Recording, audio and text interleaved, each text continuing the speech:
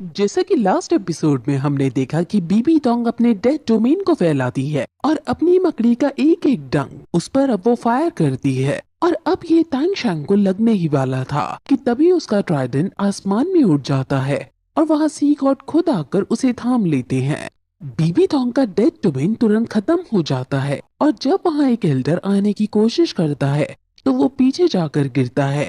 सभी लोग सी गॉड को देखकर हैरान हो जाते हैं और अब तांग शैंग भी सी गॉड की वजह से एकदम सही हो जाता है। सी गॉड की गोल्डन मिस में बीबी तोंग की डेथ डोमेन और उसकी माइंड की पार्ट अनस्टेबल हो रही है। उसकी सारी मकड़ियां मरने लगती हैं। ये बीबी तोंग के साथ पहली बार हुआ था और अब बीबी तोंग की खतरे की घंटी बज रही थी। और अब इस सब को महसूस करने के बाद वो कहती है कि ये निष्कासित किए हुए सी गॉड है। अगर ये यहाँ खुद आए हैं तो जरूर तांग शैंग सी गॉड का सक्सेसर है। मैं इनसे लड़ना तो क्या, इनके सामने हिल भी नहीं पा रही हूँ। सी गॉड अब तांग शैंग के कहते ही कि मैं कई हजारों सालों से सी वर्ल्ड के खिलाफ था और मैंने कुछ समय पहले ही सी गॉड की पोजीशन पाई थी। मैंने फिर 13 गोल्डन वेपन स्किल्स बनाई जिनको हरा पाना नामुमकिन था और अब मैं उन 13 स्किल्स में से 3 स्किल्स तुम्हें सिखाने वाला हूँ।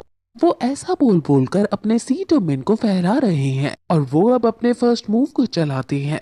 उनके फर्स्ट मूव का नाम फ्री विंड वर्लपूल है और वो ऐसा कहकर अपने ट्राइडेंट को गोल घुमाते हैं जिससे वह हवा की कई सारे छोटे छोटे वर्लपूल बन जाते हैं और वो सभी वर्लपूल बीबी तोंग और एल्डर्स को मारने के लिए उनका पीछा करने लगते हैं।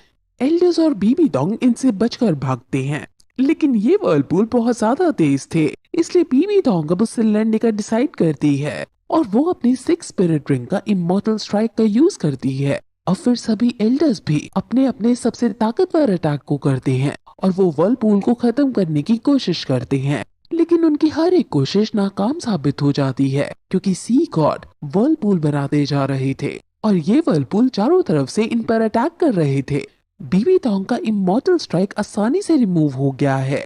बाकी एल्डर्स भी कहते हैं कि उन्होंने कभी भी इतनी ज्यादा ताकत का मुकाबला नहीं किया है।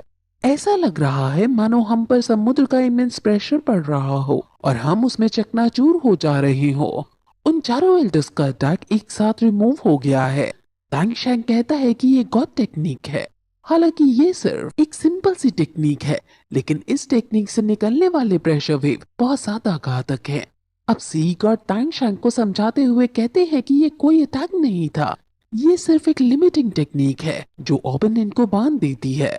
ये सबसे पावरफुल लिमिटिंग टेक्निक है। अब सभी एल्डर्स उसमें बन जाते हैं और वो अब हिलजुल नहीं पा रहे हैं।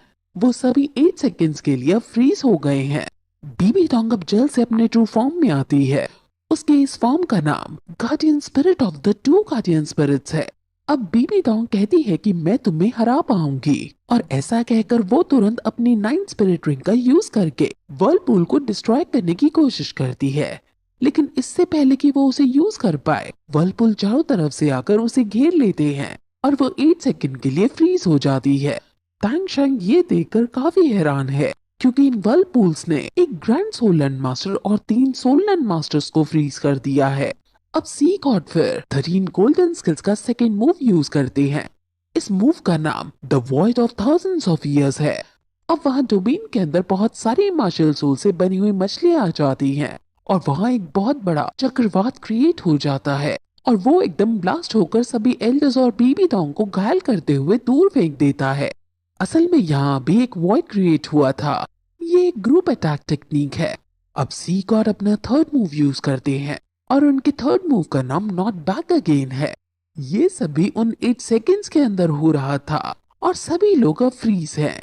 अब थर्ड मूव के अंदर वो अपने ट्राइडेंट को छोड़ देते हैं और उनके ट्राइडेंट की पार सीधे बीबी तोंग को जाकर लगती है और फिर यही एपिसोड खत्म हो जाता है।